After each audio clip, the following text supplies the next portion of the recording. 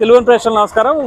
కొద్దిసేపటి క్రితం శ్రీకాకుళం జిల్లాలో ఏదైతే నిన్నటి రోజున ప్రదర్శన ఆగిపోయిన రాజధాని ఫైల్స్ సినిమా అన్ని రకాల అడ్డంకులు తొలగికొని పూర్తిగా ప్రదర్శితమైంది. ఇప్పుడు ఏదైతే ఆ షోను చూసినా కొంతమంది ప్రేక్షకులు ఉన్నారో వేరే విధంగా స్పందిస్తారో తెలుసుకునే ప్రయత్నం చేద్దాం. ప్రస్తుతం మనతో శంకర్ గారు ఉన్నారు. శంకర్ గారు చూసారు కదా సినిమా, ఎలా అనిపిస్తుంది? చాలా కళ్ళకు కట్టినట్టు అనిపించింది. మొన్న మధ్యలో హాఫ్ అన్ అవర్ తర్వాత ఆగిపోయినప్పుడు కూడా ఈరోజు పూర్తి సినిమా చూడడం జరిగింది. ఈ ప్రభుత్వం నియంతృత్వ పోకడలు ఎంత దౌర్జన్యంగా ఈ అమరావతి రాజధానిని, అలాగే ఆంధ్రప్రదేశ్ రాష్ట్ర భవిష్యత్తుని, ప్రజల భవిష్యత్తుని అంధకారంలోకి ఎలాగ నెట్టింది అనేది కళ్ళకు కట్టినట్టు చూపించడం జరిగింది. ఇది రాష్ట్ర ప్రజలందరూ కూడా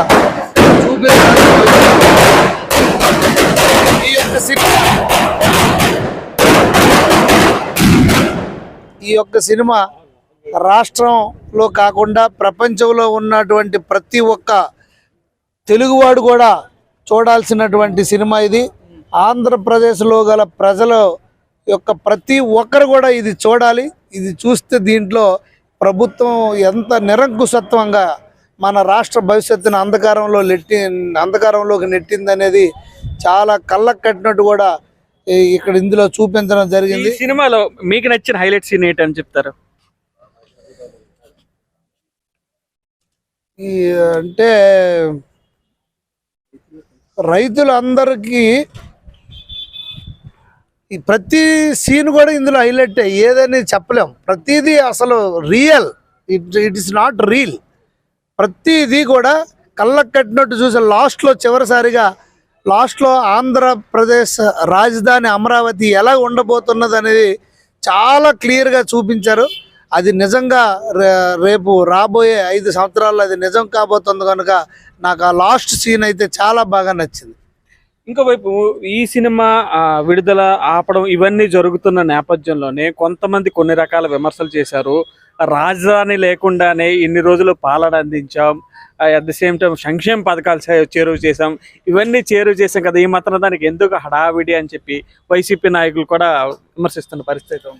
ఇప్పుడు అందులో కూడా క్లియర్గా చెప్పడమే కాదు, మనకందరికీ తెలిసిందే. గతంలో కూడా వాళ్ళు ఏదైతే జనాలందరినీ బయటికి తీసుకొచ్చి పెయిడ్ టీమ్స్ డబ్బులు ఇచ్చి పెయిడ్ బ్యాచ్లను పెట్టి ఇది వ్యతిరేకంగా, అమరావతి రైతుల రాజధానికి వ్యతిరేకంగా ఉద్యమాలను మనం చేపట్టి ఆ ఉద్యమాన్ని అణచివేయడానికి చూశారు. దానికి ఎగ్జాంపుల్ మొన్న ఉత్తరాంధ్ర గర్జనని పెట్టి వైసీపీ నాయకులందరూ కూడా ఇక్కడ చాలా కుతంత్రాలు చేయడానికి చూశారు. ఆ టైంలో మేము వేలాది మంది తరలి వెళ్ళి శ్రీకూర్మంలో అమరావతికి మద్దతుగా మేము పెద్ద ర్యాలీ తీయడం కూడా జరిగింది. ఇలాంటి ఉద్యమాలతో లాస్ట్కి ఏమైంది, ఆ పెయిడ్ బ్యాచ్లన్నీ కూడా మూలం చేరిపోయాయి. లాస్ట్కి ఎవరు కూడా జనాలు నమ్మే పరిస్థితిలో కూడా లేరు. ఎట్టి పరిస్థితిలో కూడా ఈ రాష్ట్ర రాజధాని అమరావతి అవుతుంది. రేపు మన అందరికీ, ఆంధ్రప్రదేశ్ ప్రజలందరికి కూడా రేపు అమరావతి మనకి అన్నం పెట్టే విధంగా అతిపెద్ద, ఇప్పుడు హైదరాబాద్ కంటే అతిపెద్ద రాజధానిగా ఫ్యూచర్లో అవుతుంది. ఎందుకంటే దానికి అన్ని వనరులు ఉన్నాయి. వేలాది ఎకరాలు ముందే సేకరించడం జరిగింది కనుక డెఫినెట్గా అమరావతి రాజధాని. ఏదైతే ఈ అమరావతి ఉద్యమంలో పూర్తి స్థాయిలో భాగస్వామ్యమైన వ్యక్తి గొండి శంకర్. గతంలో ఏదైతే ఈ శ్రీకాకుళం నుంచి సింహాచలం వరకు చేసిన పాదయాత్ర అయితేనేమి, అమరావతి రైతులు అరసీలు వచ్చేటప్పుడు వాళ్ళు రిసీవ్ చేసుకోవడం కానీ కొద్ది గొప్ప వాళ్ళతో ఇన్వాల్వ్ అయిన పరిస్థితి, మీ జీవిత చరిత్రనే, ఏదైతే మీ ఉద్యమ చరిత్రనే చూశారు కదా, మీకు ఎలా అనిపిస్తుంది ఉద్యమకారులందరికీ? మాకు చాలా ఆనందంగా ఉంది. కోర్టులు మొట్టికాయలు ఎట్టాయి. ఎందుకంటే అందులో కూడా సినిమాలో చూపించాడు, బయట కూడా అభివృద్ధి కోసం, బిజినెస్ కోసం వైజాగ్లో చేసి అక్కడ ఏమైనా ఇబ్బందులు పెడితే కర్నూలు వెళ్ళాలా, కర్నూలులో కోర్టులో కేసు వేసి మళ్ళీ అది ఇంప్లిమెంట్ చేయించడానికి మళ్ళీ విజయవాడ రావాలా.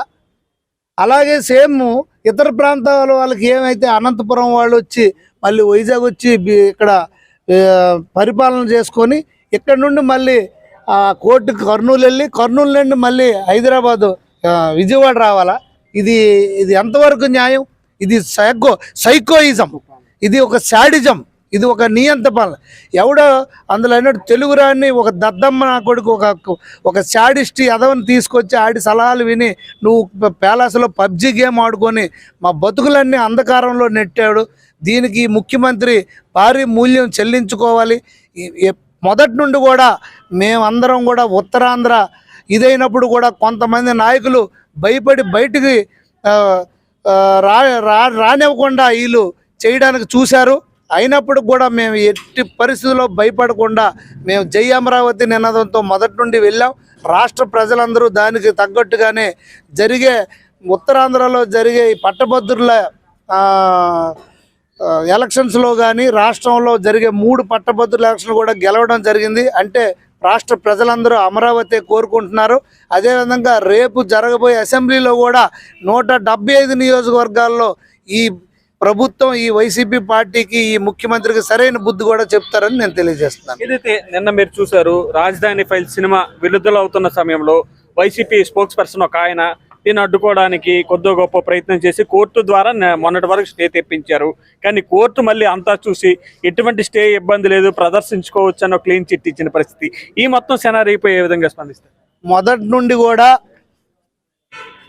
మాకు తెలుగుదేశం పార్టీ కుటుంబ సభ్యులందరూ కూడా న్యాయస్థానాల మీద పూర్తి నమ్మకం, విశ్వాసం ఉంది.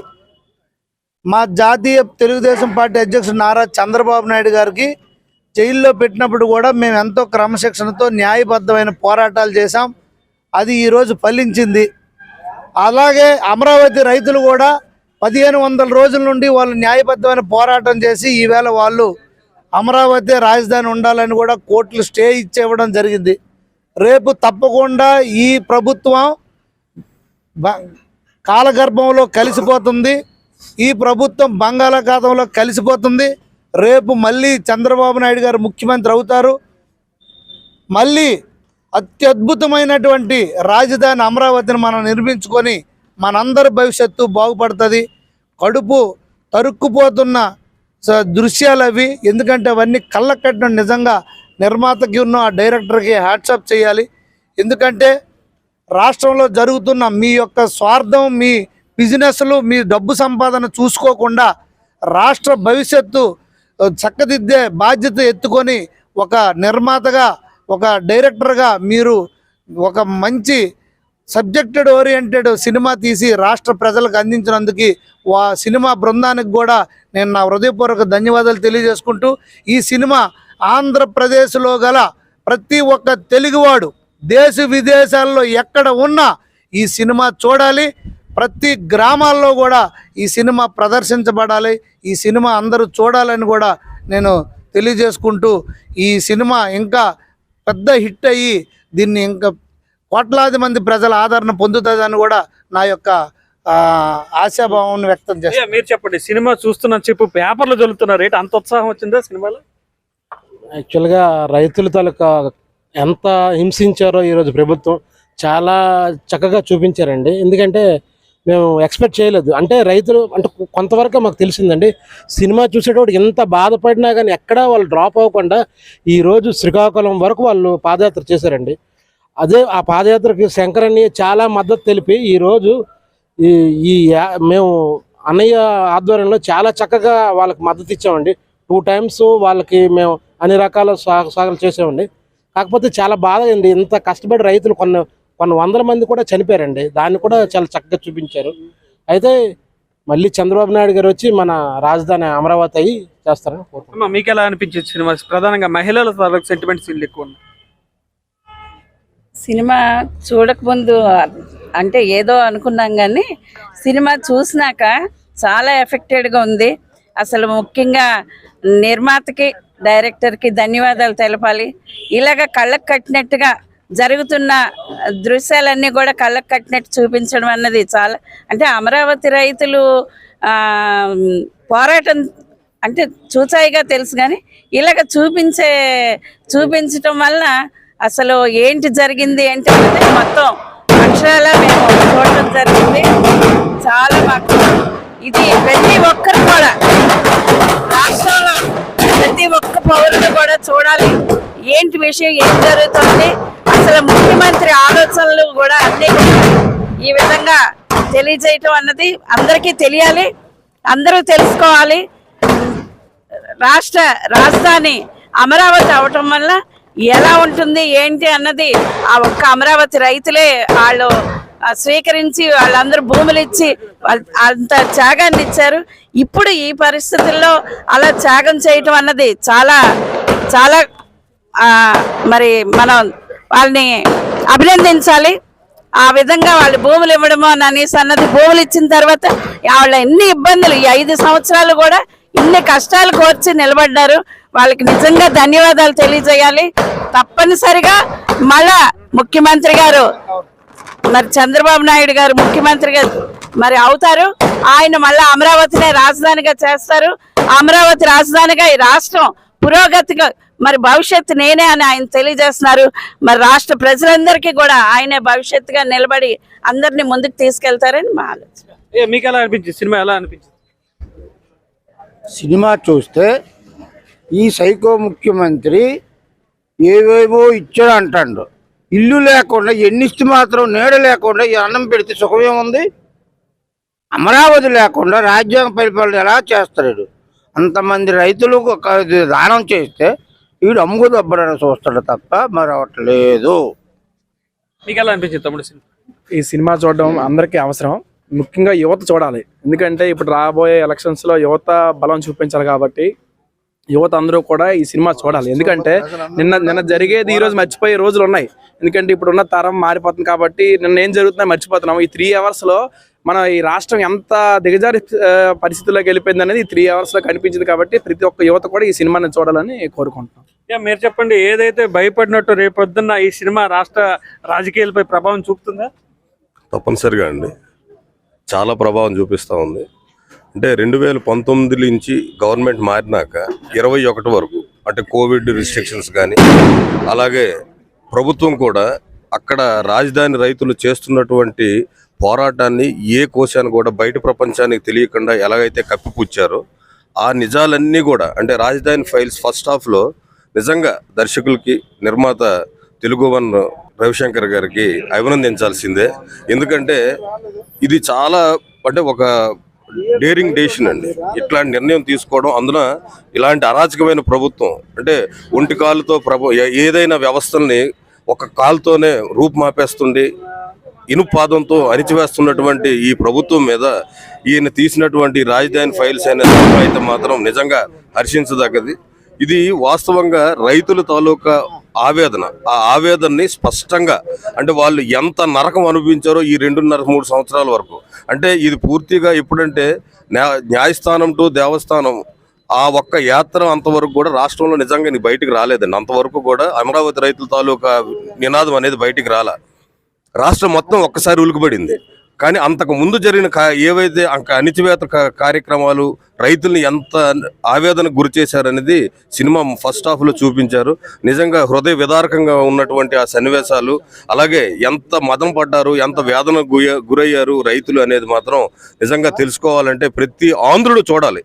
ఇది ప్రతి ఒక్క ఆంధ్రుడు ఈ సినిమాని తప్పనిసరిగా బాధ్యతగా చూడాల్సినటువంటి పరిస్థితి. అలాగే మీ నిర్మాతలకి, మీ దర్శకులకు కూడా ఎవరో ఒక బ్లూ మీడియా ఆయన ఒకటి అడిగాడంట, మీకు ఏంటయ్యా తప్పు 3 రాజధానులు ఉంటాయని. సరే 3 రాజధానులు ఉంటే తప్పు ఉందో లేదో ఒకసారి తెలుసుకుందాం అని అంటే, రాష్ట్రం ఒకటి 3 రాజధానులు ఉంటాయనంటే, అంటే తల్లి ఒకటి తండ్రులు 3 ఉంటారా అనేది ఎవరైతే దర్శకుడు ఆ మాట చెప్పాడో ఆయనకి రియల్లీ హ్యాట్స్ ఆఫ్. అంటే అలాంటి వెధవలు తెలుసుకోవాలి.